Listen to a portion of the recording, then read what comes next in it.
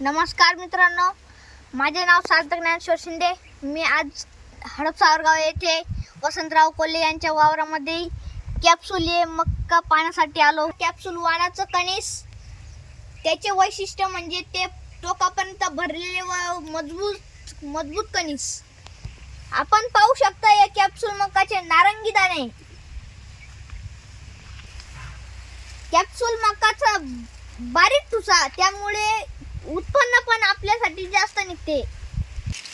Capsule या मक्काची मध्यम उंची, त्याच्यामुळे आपल्याला खूप उत्पन्न पण निघते आणि नासधूस पण होत नाही. मित्रांनो, कॅप्सूल लावायचं तर 2 फूट अंतराची सरी व 10 इंचावर झाड. हे कॅप्सूल नावाचे कणीस, याचे मजबूत अवतरण, याच्यामुळे त्याच्यामध्ये पाणी जात नाही व आळे पण शिरू शकत नाही. बघितलं ना कॅप्सूलचे गुण.